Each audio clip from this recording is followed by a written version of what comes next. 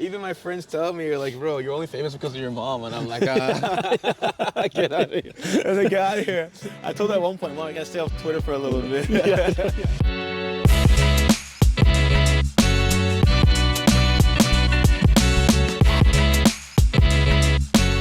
So I'm born in London, and then our family moved over to Manchester when we were like 3 years old, you know? And then we lived there for 6, 7 years, and then we moved to Canada. That's how I became a City fan, and obviously my brother is a United fan, so I think he just did that just to be on the opposite side of me, you know? You know, like brother... Yeah? You know brother relationships, they always just want to like be able... Yeah. It's like love and hate at the same time, so... What was that like for you at that age? I moved here when I was young too. I was about 4 the first time, and then we moved back to Chile, and then came back when I was like 9 or 10. So it's tough. But like for you, what was it like?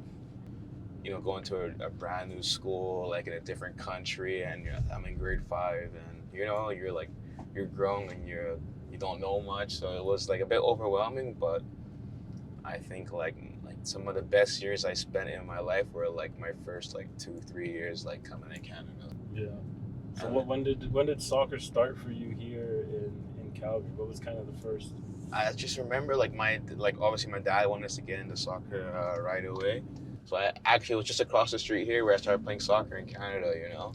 Yeah. Me and my brother, I can't remember the name of the team because it was just like the little leagues, smaller thing, and I think it was just over here, yeah, man, just right over here. We crossed the street over here and just play over here, and like that's really how it started. And from then on, like I remember it was like I think there was like a coach there or something who recommended us we go to like a better team or something like that. At this time it was like the Foothills. That's when I started to like fall in love more with football, you know? Yeah. Like when I was like, 5, 6, 7, I wasn't like, I want to be a footballer when I grow up, you know? It was more like when I came to Calgary, and I actually wrote it on like my grade 5 like yearbook, you know? No way. What do you want to be? You still have it? Yeah, I still have it. Yeah, it's actually so funny. Like, so this morning my mom brought out all like the yearbooks from all the years, you know, because our family just moved houses, so me and my brother were home, so she just brought them out, and I was like, in Midnapore Elementary, like grade 5, what do you want to be when you grow up? It's like, I want to be a soccer player. I hope. That's what I wrote. And then like just like reading that and just seeing like how far we've came is just like crazy, man. So where is it? Over here. Yeah, with the driveway, man. This greenhouse right here, man. That's where we first moved when we came to Canada. That's crazy. Man. Right here, and like where I showed you the pitch over there, that's where we first started playing soccer. So I remember, man, like I got chased by a little dog, and I was so scared, and I ran all the way around this block up this alleyway over here. And I remember the next door neighbor had like a big Rottweiler, man, and like it was always barking. Yeah, and I have a dog now, but I didn't know why it was.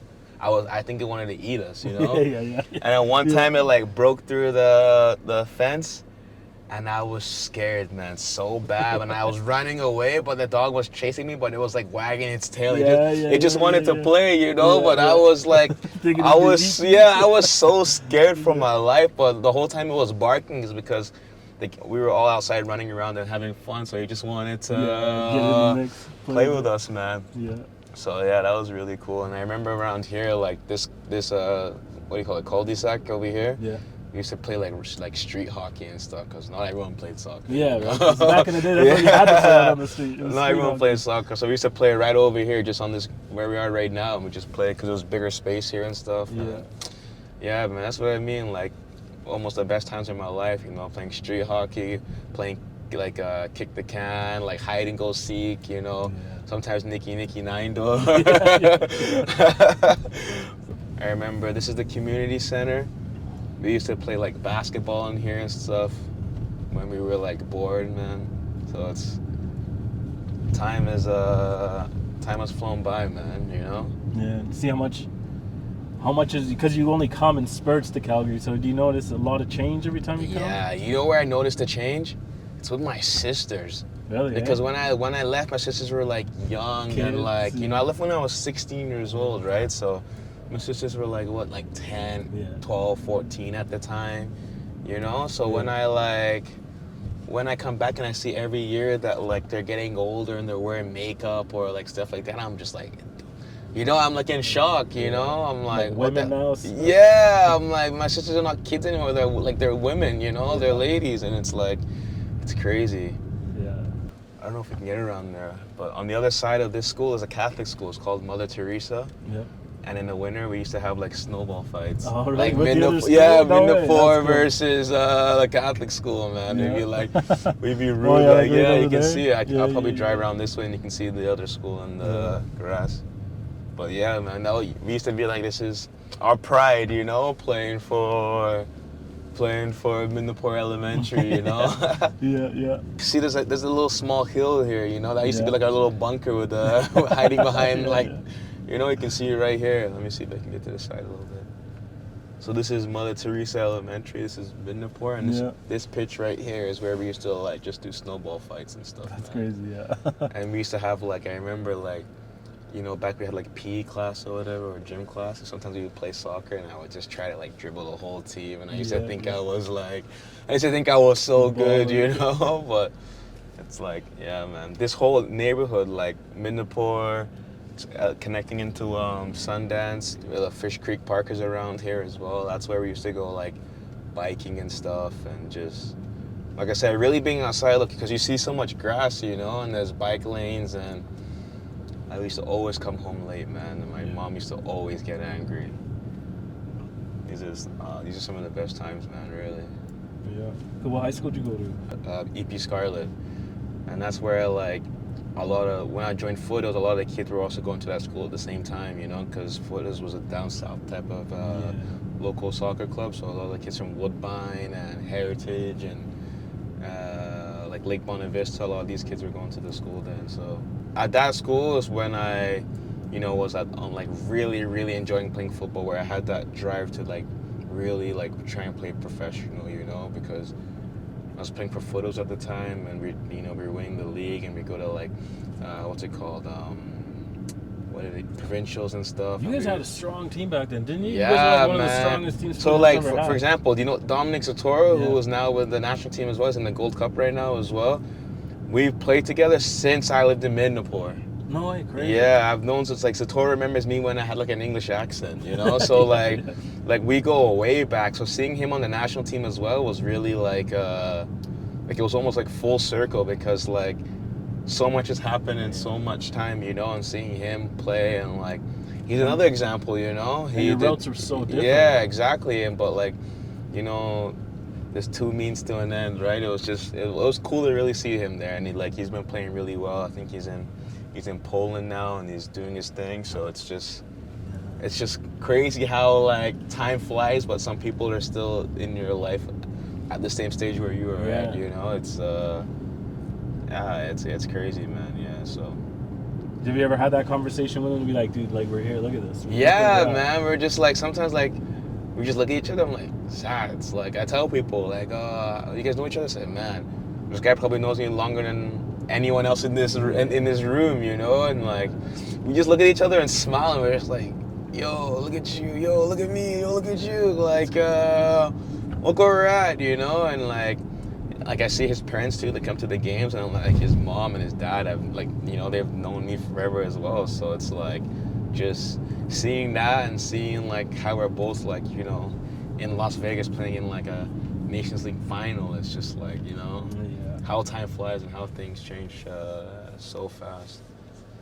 So much has changed in my life, but also in like just soccer in Canada. You know what I mean? It's obviously nice to like to feel it, especially when I go like to some like if I go to a Calgary game or something like that, just seeing so many like little kids like smiling when they see me, and like, you know, asking for photos, and like a little bit like in like shock, you know. And I'm like, it's only me. I can't imagine like Alfonso or something like that, you know what I mean? It's so nice, because it just shows you like how the country, or even Calgary, is just like now following soccer so much. The national team, like, it really brought like a lot of people together in terms of just like support, and like, you know, even when I was walking around Calgary, when people would say like, "Oh, like thank you so much for what you've done for us," like in terms of just like soccer. You know what I mean? Just that. Like it's not like I served in the military or something like that. You know what I mean? It's just people are so proud and like,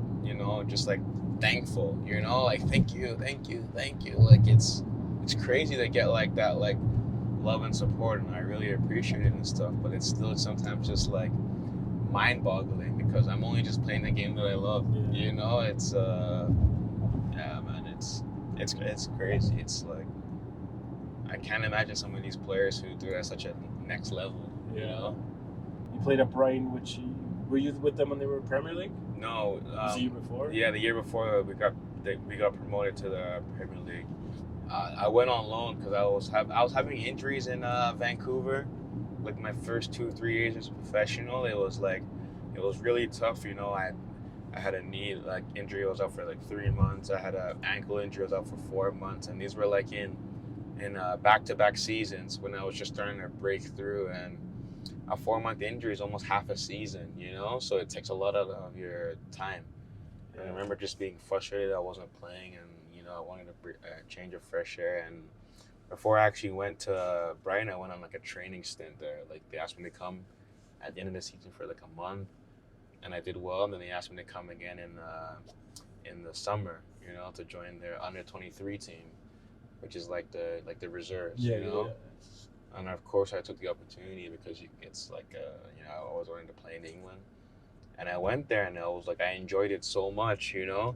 I think I joined like in the summer, and like 3 weeks later, the first team had like a cup game. I'm on loan on the reserve team, and I'm playing in the first 11 for the first team, you know. So it was like it was so crazy to me, and like again, 2 weeks later, I played in another cup game, and everything was going really well. Then after one cup game, I played in the reserve team game. I injured my hamstring, and that's when things kind of just got more difficult because it was getting a little bit complicated. I kept, you know, it was on and off injury for like 6 months, so it kind of stopped me from progressing really well. I just kept getting injured, and it was frustrating. I was young at the time. I didn't know how to deal with injuries. I was already frustrated from being injured when I was back in the Whitecaps and things of that nature. So it was on and off, and I ended up coming back to Canada for some treatment at Vancouver Whitecaps with their physio team, and then I went back again in January to go continue my loan spell, and then like at the end of January, I made my debut in the championship, and it was just such a crazy like emotional roller coaster there because you know I was like injured, playing, not playing, then playing with the first team, and you know what I mean. It was a lot, and I wasn't like mentally prepared for it, and I think I look at the positives of being really the only young player there at the time playing with the first team when he had the opportunity. But because I was so like inhibited by the hamstring niggles, I never really got to fully get into a rhythm and play like, you know, 5-6 games in a row. It was a really like challenging time, and I regret not like being mentally stronger into like dealing with the injury. But at that age, I was just so scared that I was a young player that always had hamstring injuries. I thought like, that's it. Yeah, I thought like I can't continue like this for the rest of my career, you know. So what did you find during that time being injured so long? What was it that helped you kind of stay above it and stay focused? Because a lot of players will get to that point and you're just like, you know what, this ain't gonna get better. I'm done. Or, you know, mentally you just can't handle it. I think I just had to trust the process, or like trust the medical team, because I lost a little bit of faith in them when I got injured, and I kept getting injured. You know, I was like, oh, these guys don't know what they're doing. I was just looking for someone to blame, but in the end, it was just like a complicated injury, but there was a solution, and they found it in the end. So if anything, it was just to like, you know, stay calm, just trust them, like do everything I can do. And also we had a Gold Cup that summer, and the coach called me early saying, I'm gonna need you for the Gold Cup. So that was obviously my motivation as well, to get back fit, you know, because I knew that I had something to. That's nice. You got that. You got a light at the end of the tunnel. Yeah, almost. Exactly. So I knew that was the thing I needed to like focus on, just get to the Gold Cup. And patience and find something good to yeah, to, right? And also just take it piece by piece. You know, when you just look at the injury, you're trying to see when you'll be back fit. The time feels so slow, you know. But when you just, you know, week by week, you set different goals. Like, you know, 1 week is just going to be focusing on your running or, you know, gym exercises, and then the next week you can focus on something else. It's like you're just breaking up that time into little weeks, you know, and then with little by little, you realize that you're back fit, you know. And I think that's something I did as well in the beginning, was that I was rushing it because I was playing with the first team, and I wanted to continue that feeling of playing with the first team, and you know, that I rushed it, and obviously it hurt me in the end. But you never know, when you're a young player, you don't have those experiences. You can't go in anymore. We used to be able to go through here and get to the school, but this is EP Scarlett High School, man. This is where I really grew up. I played with all my teammates in foothills. We all went to school here. We used to all roam the canteen at lunchtime and get in trouble and stuff. And yeah, man, this is you see I'm smiling so much because this is where I really like, you know, I have so many memories here. And I'll drive to the other side. There was also like we had a high school soccer team as well. I had so many games here. So many games here, man. From like high school soccer games to like academy team to like, you know, like watching my brother's coaching or whatever, man. Yeah. I'm pretty sure, look, you can tell how long it's been here. The goalposts are starting to get rusty and stuff, man. Yeah. Right here, man. We used to play all the games here. I can't even that bench that you see there, that was there when I was there, man. That was like 8 years ago, 7 years ago, and you can just, it's crazy to even like see it, man. Like it's quiet, it's empty. I used to always want to live in one of these houses just because I could come outside and play soccer anytime I want. I didn't have to drive or like take the bus anywhere, you know? Yeah. It's crazy, man. I used to love playing. I used to love playing in Calgary because you're just enjoying the game, you know? Like you're just playing with your friends and there's like no pressure. Yeah, you know, like you just try to do not even the best you can. You just wanted to like show off. Yeah. You know, like those are those days, those are the moments that create those good footballers. Though it's when you're out with your boys doing stuff and trying to be a bit cheeky. Yeah, exactly. And like you remember why you play the game because you want to be creative and like you know, just try things. And I learned a lot from Tommy Wielden Sr. Yeah, he coached my oldest boy. Oh, okay. And he was always, you know, the things that even on the field where he would try to get you to be more creative, you'd say, you know, the defensive third, don't try to middle, you can be a little bit more. Yeah. And in the final third, do what you want to do. Do your thing. I actually read I watched a video clip. It was Guardiola saying like, in football, my job is just to focus on the first 2/3 of the pitch. Like our defensive half, the middle of the pitch, and in the final third, they have all the freedom. Well, it shows. Look at how unbelievable that team is, knowing that they have that freedom. Obviously, that's some of the best players in the world too. Yeah, of course. Yeah. So where we're going now, this is just down the street from like EP, from the high school. When we'd have training, we used to just like walk down here or like, you know, get on our bikes. This is an area called Canyon Meadows. It's Canterbury Fields, man. This is where I met Tommy Wielden Jr., who was like a big inspiration for me. He's like one of my coaches that really took me to like the next level. You know, he came over from England and he just brought that like a professional experience. And Leon Hapgood, all these guys, you know, they really like turned the page for me because I worked with them for about 2-3 years before I moved to the Whitecaps residency. Oh, is that much? Program. Yeah. Tommy's like my first ever agent. Tommy got me in touch with him. He sat down with me and my family. Yeah, man. Like Tommy's like a important figure in my life, man. Really. When I was driving at like 16 years old, I was late for training. I got pulled over by the police here. I'll never forget. That was like my first ever ticket, man. I had no money. I was like, oh no. Oh no, man. Yeah, I remember like when I was also before I moved to EP Scarlett, when I was living in the north, I remember like sometimes taking the bus from Tuscany all the way to Anderson You Station. guys were all the way down man. there. Yeah, That's man. a drive and a half. And That's a trek. yeah, man. Me and my brother, we would do it just to come to the training pitch early, so we can like train before the team comes and trains, man. That's how like committed we were. We'd come early, like an hour before the team was training. We would just do like shooting, crossing, and finishing, like free kicks, just extra training. They had like a bin at the pitch, where like just a code, and it had mannequins and balls and stuff like that, so you can just take it out, and we would just do our thing. And like we came like we from Tuscany, like Canterbury Fields is like maybe just over an hour of public transport because we weren't driving at the time. But yeah, man, we just wanted to like go be professionals. We just took like we took everything we can. Here we are, man. Here we are. Oh my goodness. Yeah, it's right up here. Yeah. Can I park here? Yeah, right here. You're thinking right. As long as you're not too close. It's all right. Yeah, No? we're good there. Canterbury Fields. Wow.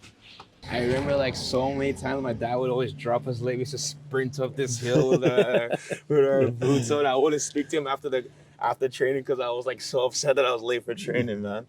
Because it was only like an hour and a half training, so like being 10 minutes late, you're missing so much already. Yeah. It's funny, people make that connection with like adversity to people that you always hear the stories of like the athletes at adversity or having to take transit to make it, and those are the guys that make it. Yeah. I had like not the best like my family wasn't the richest family in the world. I took the bus half the time, but like now that I think about it, like having that drive to take the bus an hour on the transport to come to a training an hour early just to do extra training, it's almost 3-4 hours, and I think like those are things I think of that help me the most get to where I am, because it's not so much just during the actual training, it's the fact that I was so driven and committed to get up and go and go through all that to do it. So, and at that age you probably didn't like doing it that much, but you did it. But now you almost like appreciate it way more, because my whole evening was almost finished. I'd get back from school at like 3:00, and by like 4:30 I'd get here by 5:30, and training was at like 6:30, and then by the time you get out of here and home, exactly, the day's finished, so like I remember these times so much, because this is like where I probably trained the most in Calgary before I moved to Vancouver. Like we didn't have the facility at the time that they just built recently, so it was mostly here. We had our games here. They had a pitch here. This is where we played most of the time. Even this hill over there, that's where we used to do our like strength and conditioning training. I have so many memories here, man. Like we used to just put our boots on here and have the warm up right here, and I remember setting up nettings before training and stuff like that. It's like now I just put my boots on and show up to the pitch and everything is ready to go. It's so different now. It's completely different, man. I think about like just all the hoops you had to go through just to like train and stuff. It's moving nets and I guess those are the things also that make you appreciate that fact when you sit in the dressing room lining up, tying up your boots at the World Cup, and you're like, man, all of this other hard stuff was for that moment. I swear, before I play any game, like sometimes I just close my eyes and I just think about like just everything from like playing and like when I'm young to playing here to playing provincials to the Whitecaps, and then when I go to the game, I just like I try to enjoy the game as much as possible, just because I remembered how much I worked hard to get here. Of course, I have that competitive nature and I want to win, but I also just remember to myself like just to enjoy it. Like especially when we had the qualification matches in Edmonton, it was like 60,000 people. It was -15, and that was the first time my family actually came to watch me play all together. And one of the most iconic celebrations in Canadian soccer history. What was so crazy was that like my sisters, that's the first time all my sisters came. My best friend came. My parents came. My aunt that just moved to Canada from London, she came. It was so much, and like the whole soccer community from Alberta was there, like people that I grew up with and things like that. Just having that opportunity to play in front of them, I just remember like I was nervous before the game because it was a qualification match. We were playing against Mexico. It's a difficult game, and I just remember like walking out and I just saw the whole stadium and I was like, nah, win or lose, I just have to enjoy this game because That's tough because sometimes, especially in that, like the chance for you to play at home in front of your family and home is like almost impossible. Yeah, exactly. And then for you to do it, like to keep a cool head and not just be like fall apart in that moment. Like it's tough. I was worked up. I was generally like very nervous and also very excited. But like you said, like I realized like this is the first time everyone has seen me play, and like I'm with all my family. And it is in an important game, you know what I mean? So it was like, I need to enjoy this. As nervous as I am, it's like, this is not going to happen again probably, where I have this luxury. Who knows, you know? So, and then like, that's why I hit that meditation. Oh, not, sorry. I jumped into the snowbank, man, when I scored, because that was just like just general happiness. I was just happy. It was the second goal in the game. It's a big game. It looks like we're going to go win the game. And I think I was everywhere. Like, I was like running down this way, and the players were celebrating around here, and I just saw the bank, and I just like sent it, you know. I just sent it, but like it was almost like just me getting out, just how happy I was. It's like, you know, when you're a kid, you're just like diving into things because you're like it's fun, you know. And it was. I don't think you could have had that. There couldn't have been a better celebration on a better day. It was freezing cold. Yeah, man. Like it was tough. Everything about that game, and what was so funny was that like, I thought, like, because all the players were over here celebrating, you know, like Kyle, Tejan, everyone. And I was just, like, here, so maybe, like, 10, 15 minutes from them. I didn't think I was going to be on camera, you know, because I thought everybody was focused on the celebration. And I get back into the locker room after, and I always, like, call my girlfriend or speak to my parents, text them.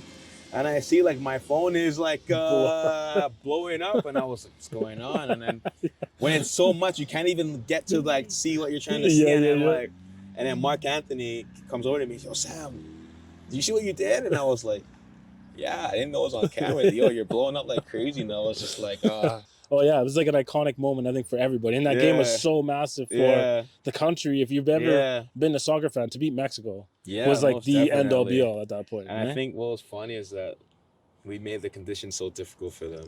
You know, like they came to Alberta from Mexico and like minus 15 on turf in front of 60,000. There's no Mexicans standing out there in that cold weather, you know. And we could already tell before the game that they didn't want to play. I think like I loved the World Cup, but I think I loved even more the whole qualification campaign, because it was like the World Cup was more the icing on the cake. You know, that's a dream. You know what I mean? But the actual whole process of getting there and like, you know, going to Panama or like playing against the U.S. in Nashville, it's like well, look, like from that doc, you guys, like the brotherhood that was built between the camaraderie and the team was what helped you guys get to that level. Almost, people like people think we throw the term brotherhood around, but that's truly how we feel, you know. And like some of my best friends are like players on the national team, people like Richie Larea, Mark Anthony, like. Atiba is like my, like I don't even call him like my. You just call him uncle? I call him I call him OG actually. I say anytime OG. He's almost on uncle status now. If he gets up, if we're sitting down on the table and he wants to go leave, I will stand up so he can like, then I'll sit back down again, because that guy is like an important person in my life, man, especially during the earthquake and things of that nature. Really, like, even when I first joined the men's program, like he was, because he was in Turkey as well. He was in Turkey, right? Man. Like luckily Istanbul didn't feel the earthquake, but where I was living, they felt it. But after everything, when I was able to leave, like I stayed with his family for a week, and they took me in, and like his wife, his 3 boys, their 2 dogs. Like it was really like it was a family I needed at that time. You know what I mean? Because everything was so devastating and so difficult. That's gotta be tough to get hit with something like that, being so far away from family or anybody. Yeah, and like I just remember like my parents being so worried, but because the situation was so stressful, I could only speak to them so quickly. I just called them and said, "Look, I'm fine. My body's fine. Nothing happened to me. Like my house is like destroyed, but I have my personal stuff. Don't worry." And then I just left them for like a couple hours, you know. But like, I think in that time they were also stressing out, but because everything that was going on around me was so crazy, just things that you couldn't imagine, like buildings just down, you know, houses on fire, just all that stuff. It was just like I was in such a state of shock, and it affected me for like, you know, 3-4 months after for the rest of the season, because like I joined Galatasaray right after it, but like I wasn't mentally over from the earthquake, you know, because I went from playing to being in something so crazy to joining the biggest team in the country. Yeah, it's like a whirlwind. You know what I mean? And then also with that pressure to win the league, I haven't won it in a while, and I went straight into the first 11. So it was such a whirlwind of emotions and like things of that nature that I wasn't like, like I wasn't in the right space of mind mentally to really fully dive into it because I hadn't fully recovered from the earthquake. I'm not talking about like physically, but just more like psychologically because. It was a tough battle, mentally, right? That's what people like. I'm out. I can't do this anymore. Because especially exactly. But like to stay with it is crazy. Like, I wouldn't regret ever going to Galatasaray. It was the best thing that ever happened to me. It was such a big club, like a big community, and I had so much support there. It was like, and we won the league, and everything was. There you go. Like I don't know if you saw it, but when we won the league, we had like every player comes out for like a walkout to the stadium, and the fans clap, and you choose your song. And I did mine, I threw up like a 3-0 for my friend who passed away during the earthquake. His name was Christian Atsu. But then like, as we were walking out, usually you just like, you say thank you to the fans. I just like broke down and I was crying and I covered my face all the way until I got my medal because like, it was almost like, like all that I went through during the earthquake and all that is just like to move and win the league and like all that emotion that I went through and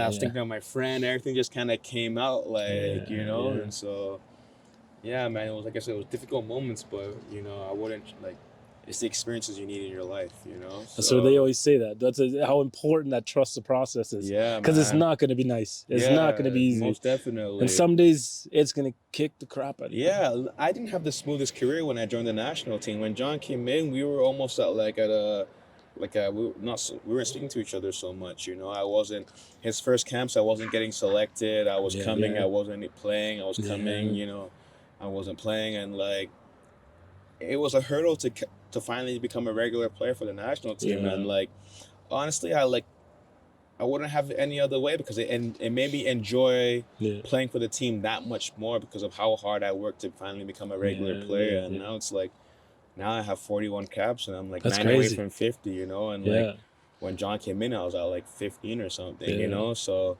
as much as I wasn't playing, I really like progressed with his help as well, It was uncomfortable, but he gave me that push to, really push myself as well. And I think that's what I also needed at the time. So, well, it's crazy to think even like before you, there was the guys at Nick Ledgerwood was on 50 caps, but these guys are like ancient in the Nick's closer to my age. And you got Atiba, who's my 39. He's I'm 40. And then like Junior had a lot of games and stuff, but that was it. Like there wasn't a lot of guys that had 20 plus games. And now there's like there's this pedigree that's building now. Yeah, exactly. And I think also with like the qualification games and getting to the World Cup, that's a lot of football matches, But it's like I never thought I would get like 40 caps for Canada. I never thought I'd play for Canada. I didn't get a passport until I was like 20 years old. I never thought of it. And just looking back now, like. My brother's one who always reminds me to look at like what you've done. You won the league with Galatasaray, you play in the World Cup, you play for your national team. Like all the footballers in Calgary love you. They know who you are. It's like you represent so much more than what you think. And that every time he says that, it always reminds me to just like, remember all that during like the struggles, during the injuries, during the times you don't play well. That it's much more than what you believe that it is. You know? No, that's crazy. That's cool. So I know Elijah a lot better than you because I've seen him around and been around from the Foothills times with you were already gone at that point. But always upbeat, always got that big smile on his face. And I feel like that's like a family trait. Yeah, I think so, man. Like your mom became famous during the World Cup. Yeah, man. Even my friends tell me, you're like, bro, you're only famous because of your mom. And I'm like, get out of here. Get out of here. I told her at one point, Mom, I gotta stay off Twitter for a little bit. Sometimes I used to get annoyed because it was so much and so loud when you're young and you don't appreciate it. But like, now it's just like, that's just her pure joy and excitement that's like coming out, like it just shows you like how happy she is for her son, and so I can't even get like that upset. I think even to this day my mom couldn't tell you what offside is, but as long as she's all the kids, always everything. As long as her sons are playing and like they're doing something, like she's happy. Like even when we played against the US in Hamilton and I scored, she was like, I didn't know you were allowed to score. That's what she said to me. Yeah, because I'm a defender. She's like, I didn't know you can score like that. I was like, that's the second time I scored in my career, but like, it shows you like how like how little she knows, but how happy she was. She was like, I thought she would be even more like happy, but she was just in shock. She's like, I didn't know you were allowed to score. Yeah. And she's like, oh my God, I can't believe it. I can't believe it. You know? That goal was huge too, Yeah, though. man, For you. it's like- I think the whole country went nuts when you scored that goal. Yeah, man. It was definitely the best like moment in my career. And what people don't understand, can I go? Yeah, just the far right. You gotta go all the way. What people don't realize is like I told my brother before the game, like the night before, I would speak to him on the phone. I said, yo, if I'm gonna score tomorrow, I'm gonna run to the corner and do like this meditation celebration, man. And then like in the game, it was like the last minute when I took the ball and went down the pitch and scored, and I immediately thought of my brother, like, and I did the pose, and like it went viral, and like obviously like it was a big moment for Canada soccer because it was like almost that realization is like, damn, we're going to the World Cup. And I think that was like, as a fan, for me, that was that we're there. Yeah. Moment. And it was cool because it's a big game. It was an important moment for the country, and like as a soccer player, as any athlete, that's like things you want to be involved in. You want to be there in those big moments. You know what I mean? You want to be the player that made that. You know, you go down in history. People will always remember. You know, and like by far it was the best moment of my career because like it was just accumulation of all the sweat, the blood, the tears, like the eagerness to do well, the desire to win. You know, and like. But also with the support of the country watching and like the highest, like, you know, stakes of them all, it's like, you know, like it's things you kind of like dream of, you know. Yeah. I feel like your celebration pretty embodies who you are a lot. When like, what was the thought behind that? Why the meditation? Yeah, man, I don't know, because like I used to get like, I guess, very stressed out, and like I'm also very like, my family is very religious, you know, so my parents, they're always like praying for me and stuff, and like I just remember like reading a book, I think it was called like Mindfulness by like George Mumford or something, and he was just talking about like how meditation can like help like professional athletes, and he worked with Kobe Bryant and Michael Jordan, and I would watch a lot of like YouTube videos, and I'd see like, you know, Conor McGregor would do like something similar, or Floyd Mayweather. So I started like trying it, and I would notice that it would help me like calm down and just like, you know, be more focused, and like, but also a bit like just more like, you know, at peace, you know what I mean? Instead of getting, because, you know, sometimes when you're playing in front of like 60, 70,000, you feel that energy, and you get overly excited, and maybe sometimes you want to do too much. So when I started doing that, I just felt more relaxed and just enjoyed the game more when I was playing, you know? And so that's why I told my brother I would do it, because like at that point in the national team, I was having so much fun. And like in those difficult games, I was just really enjoying the game. And that's, like I said before, it's something I really focused on, and meditation helped me do that. So when I scored, it was just like the process of everything of like what I focused on and what I tried to like embody. And that's why I hit the celebration. And it was also so cool because it's like you're trying to be like quiet and like take that like deep breath, and the whole stadium is going crazy. So it's kind of like I don't know what's the word, like a juxtaposition or oxymoron. I don't know. I'm not good with those big words, but you know what I mean. And like I have some of the best photos I have in my career, like from that game. And I remember when I scored, I put my hands up to the side, like I was doing like an airplane, and I just have the biggest smile on my face, you know. And I, like, for any soccer player or any athlete, as long as you do what you do with a smile, it's like you'll perform at your best, because it's like anything else. If you love what you do, it's not, you know, you're just enjoying it. When you're enjoying it, you're gonna do the best you can and play the best you can, you know. So yeah, man, that's definitely the most, that and winning the league with and playing in the World Cup are like the three top moments of my, I guess I should throw in the game against Mexico and the snowbank. So what's it like seeing real flares get set off in the stadium? Because that, like, Turkey's like known for it. Honestly, they're crazy. It's like the coolest thing you can ever experience as a football player, I think, is having the best fans. Because Galatasaray has like, it's easily top 5 best fans in the world. Like by far, I think they're in the Guinness World Book of Records for like the loudest noises made in a stadium. No way. Because like there are 55,000 people. I swear, 1 in every 10 person has a flare, and they whistle at the top of their voice. Like, it is. I remember like one time we went to like a VAR, and the referee went to have a look, and it took like 5-10 minutes, And they started whistling even louder. And there's a guy named Dries Mertens who played for Napoli. He's like a legend now. He's a top goal scorer in their history. He came up to me and he said in my ear, he's like, Sam, I played in every stadium you can think of in the world. Real Madrid, Old Trafford, AC Milan.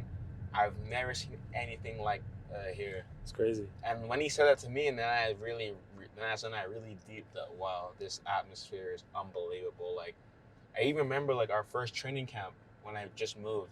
We went to like Antalya. It's like a holiday destination in Turkey. And when we landed in the airport, you know, normally you go through the tunnel, whatever. You go through the exit, you get onto the bus. I remember before we got onto the bus, they opened up the doors to the main entrance. And I just saw like 200 cameras in front of me and fans, you know? Yeah. And I had my AirPods in, my hands in my pocket, like just listening to my music. And I was like, when I walked, because normally that never happens. You never see that kind of stuff, you know? You just go straight into the bus. No one is paying attention. But I was like, when they opened the door, I was like, whoa. Like, I had like my eyes got wide because I wasn't expecting 200 fans, like 100 photographers, flares, and like, the coach gets like a flowers and like, that's cool. You know what I mean? That's when I started to realize like how big the club is, you know? And like, even when we won the league in the second last game of the season, we played away in Ankara, and the same thing at the airport. But instead, like, even the security that was supposed to escort us to the bus were trying to take photos.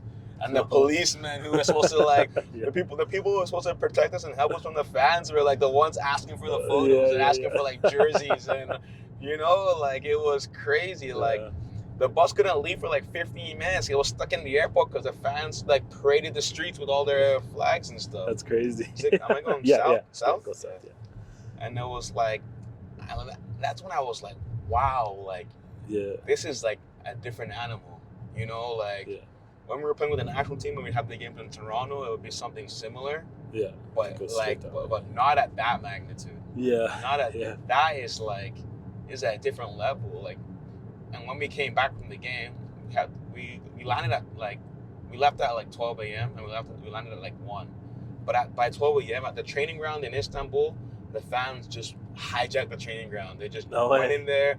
They were all on the pitch with their flares, with their the music, everything. So when we went there, they said we have to go there. It's like 3:00 in the morning now. We had to go there because they were all there waiting for us because we just won the league. Yeah. The whole pitch was covered with fans. Like there's like the main office building or the main entrance where the locker rooms are, the lunch area. Yeah. And the lunch area has like a bit of a patio that looks out onto the. You can stay in this lane if you want. Yeah. It looks out onto the training pitch. And I kid you not, when we went to look at the patio, all we saw was just smoke. Smokes and flares, you know? Yeah. And just people yelling like, we are the champ. You know what I mean? It was bananas. Like, and when the smoke finally like cleared and raised up, I swear I didn't see one piece of grass on the pitch. It was just, imagine a normal MB11 pitch, just covered with fans one by one. No space whatsoever. It was an iconic moment. Like it was crazy. And they hadn't won the league in like a couple of years, so it was like they were even. Bigger. And Galatasaray it's like Real Madrid of Turkey. Yeah. Where like the expectation is to. Well, you can stay in this thing. Yeah. The expectation is to always win. You know. Yeah. And when you do win, it's like you're like the king of the country. Yeah. I'm gonna go. Okay. Yeah, man. It was. Because Besiktas is always good and big out there, and then Fenerbahce as well, right? So you got three big clubs in that area. Yeah, so they call them like the three clubs. It's like Besiktas, Fenerbahce, and Galatasaray. And for example, when I played against Atiba and Besiktas, we cannot have any away fans in the stadium. They're not allowed any Galatasaray fan. Same in our stadium, same in Fenerbahce, because they fight like crazy. It's like the police can't control the atmosphere. It's too hostile. So imagine going into a stadium where there's 50,000 people and no one wants you there, and they're all like, you know, like I remember like I went out to go warm up. And I normally just jog across the pitch. I jogged to the outside of the pitch. they're throwing like lighters and giving me like the middle finger and like telling me, "Oh, like you know what I mean? Just give it to me." Oh, and I'm like, "Yo, it's only the warm up. The game hasn't even the game hasn't even started yet." You know, it was crazy, but like we lost the game, but it was like I was like it's one of the coolest atmospheres ever. You know, it's like because it's like you're going into a place where you're unwanted. You're like the bad news bears. Nobody wants you to be there. Like even the police look at you wrong. It's like because even the fan how you say the fan love goes so deep into like the police, you know, who are working the games and things like that. You know, like it's everyone like every family or every person has a team. It's like maybe you're from a different city in Istanbul or you're different like anywhere in Turkey. It's like you have your local team that you support, and you also support either Fenerbahce, Galatasaray, or Besiktas. That is just like, you know what I mean? Just like it's like either you support Barcelona or Real Madrid. Yeah. You know what I mean? There's no other one. So it was like one of the coolest. Yeah. Well, it's one of the coolest atmospheres I've ever experienced, man. Like unbelievable. What's next for you now then? Honestly, right now I'm just looking at like enjoying like just the off season because like, you know, such a roller coaster of a year. I lost my grandfather. I went to the World Cup. I experienced an earthquake. I went to Galatasaray, you know, and it was so much that like, you know, as many lows as many highs, you know. So it was just such an emotional roller coaster. It was just like, look, I'm really gonna take the time to like refocus and calm down mentally, but also like recover my body as well because I was supposed to go to the Gold Cup and then I had to pull out at the last minute because I was dealing with a leg issue, you know. So it's like it's just really about decompressing and then seeing what's the best situation going forward. Is it to stay in Turkey or, you know, I still have a contract there, of course, so I have to respect that. But maybe you never know in football, you know, everything can change in the blink of an eye. But right now, it's just, you know, spending time with my family, my girlfriend, my dog. A little meditation. Yeah, a little meditation. Check out some games, you know, just decompress, man, you know? That's really it. Yeah, no, well, appreciate it, man. Thanks for the time. No worries, man. Appreciate it so much. Yeah. Thank you so much. I enjoyed this, man.